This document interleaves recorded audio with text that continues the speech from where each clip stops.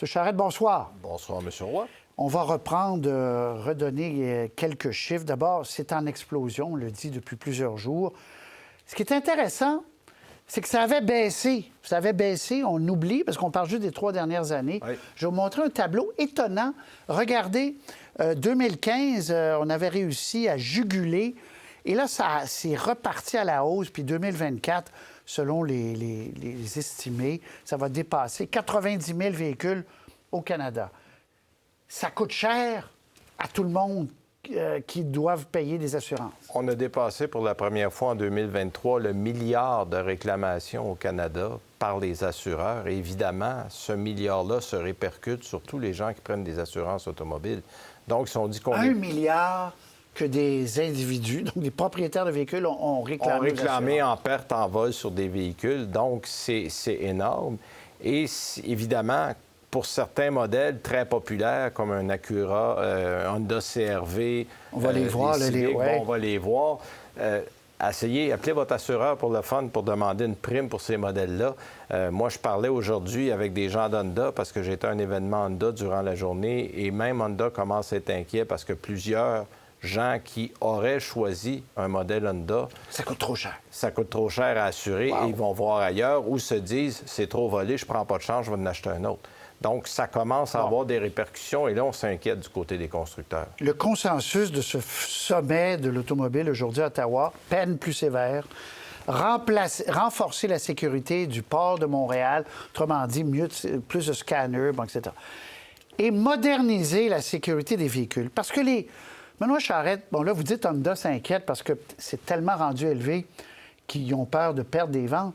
Mais les constructeurs, ce sont les seuls dans l'écosystème à ne pas perdre d'argent. Ils revendent une autre auto. Assez souvent, c'est ce qui arrive parce que l'assureur va, selon l'assurance qu'on a pris de valeur à neuf, ou de valeur résiduelle au moment du vol, mais on va donner un montant d'argent et très souvent, les gens qui sont satisfaits vont aller racheter le même véhicule. Et je trouve ça drôle qu'en 2024, qu'on puisse faire une transaction sécurisée sur Internet pour acheter à peu près n'importe quoi et qu'on ne soit pas capable de sécuriser une clé électronique d'un véhicule. Mais pourquoi? Vous les connaissez bien, les constructeurs. Oui. Pourquoi? Parce que les autos très luxueuses ont plus de technologie pour protéger la voiture, en principe. D'une part, et d'autre part, il faut savoir où vont les véhicules volés. Beaucoup vont en Afrique, beaucoup vont au Moyen-Orient. Les grands modèles de luxe vont aller au Moyen-Orient. Modèles américains, surtout, on aime les modèles américains là-bas qui ne sont pas en vente. Des Ram, des F-150, des gros utilitaires. Mais les véhicules comme Toyota et Honda sont des marques fiables avec une mécanique relativement simple. Et pour l'Afrique, c'est parfait parce qu'il y a peu de concessionnaires, il n'y a pas beaucoup d'ateliers d'entretien et on vole des véhicules qu'on est à peu près certain qui vont durer dans le temps avec peu d'entretien. Et c'est pour ça que ces modèles-là sont populaires. Est-ce que les constructeurs devraient faire un effort supplémentaire pour ajouter des gadgets pour pas qu'on puisse voler les autos? Bien oui, la réponse, c'est bien sûr. On a certains, comme au Canada, on est obligé de mettre un immobilisateur, ce qui n'est pas le cas du côté des États-Unis, mais on peut aller plus loin en, par exemple, brouillant le système ou le code ou les ondes qui émettent une clé lorsqu'elle ne fonctionne pas, en mettant des systèmes, des interrupteurs dans le véhicule. Certaines compagnies le font, mais là, c'est toujours de dire, si je le fais, ça va me coûter plus cher. Si mon voisin qui fait des autos ne le fait pas, je vais être obligé de vendre plus cher que lui. Donc, il faudrait qu'il y ait soit une loi, soit une entente entre les constructeurs pour voir à ce qu'au minimum, on puisse rendre le vol électronique, qui est devenu très populaire, plus difficile. Donc, ils pourraient, soyons clairs, en faire plus, là. Absolument. Les Honda, les Toyota de ce monde pourraient en faire plus. Oui, c'est clair. Bon, parce que pour l'instant, ils vendent beaucoup, beaucoup de voitures. Ce qui a changé aussi, c'est que ce n'est pas un crime à petite échelle, personnelle, là, 2-3 personnes. C'est le crime organisé qui a mis la mainmise sur ça, là. En fait, il y a beaucoup de problèmes à ça. Ça serait trop long de tout élaborer, mais moi, je parlais avec un policier il y a quelques années qui me disait que le vol automobile, c'est la maternelle du crime organisé. Parce qu'on le disait dans le reportage au début, en introduction, qu'on achète, c'est Mme Plante qui disait qu'on arrête beaucoup de jeunes de 12 à 24 ans.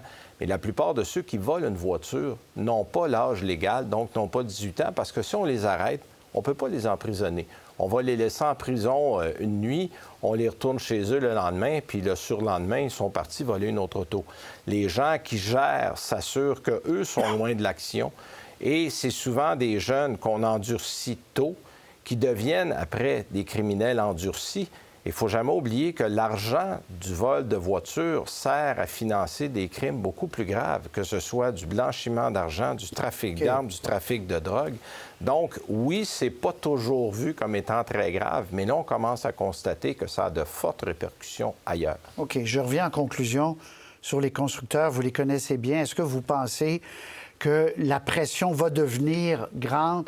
Est-ce qu'il ne pourrait pas avoir une forme de loi, peut-être au Canada ou ailleurs, pour dire, là, vous faites des véhicules plus difficiles Impossible à voler, ça n'arrivera jamais. Impossible à voler, ça n'arrivera pas. Mais si on laisse l'industrie automobile s'auto-réguler, ça ne fonctionnera pas non plus. L'industrie automobile fait toujours le minimum de ce qu'on lui demande. Et si on serre la vis, bien, on va le faire et les gens dépenseront l'argent qu'il faut pour rendre les véhicules plus sécuritaires. Benoît Charette, écoutez ceci.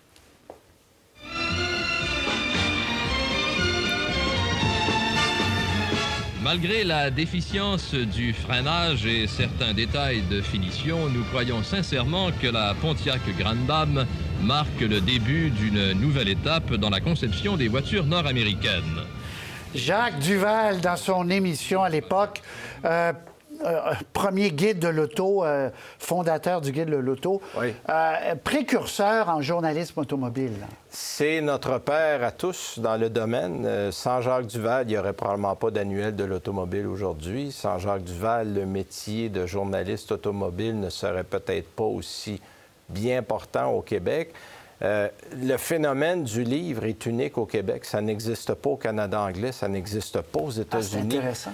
C'est vraiment lui, avec Alain Stanquet à l'époque, qui était l'idéateur derrière le livre, qui ont mis ce produit-là au monde. Et écoutez, 1967, la première année où il y a eu un guide de l'auto, et encore aujourd'hui, de père en fils, en fille, je le vois, j'étais au Salon de l'auto pas plus tard qu'il y a 2 semaines, et on passe cette notion-là d'amour du livre automobile à ses enfants, et on lui doit ça à M. Duval. Coup de chapeau, donc, à M. Duval qui nous a quittés aujourd'hui. Merci beaucoup, Benoît Charette. J'espère que les vols de voitures... Mes sympathies à la famille, François, Brigitte et Pierre, là, les enfants de M. Duval. C'est très apprécié. Merci beaucoup.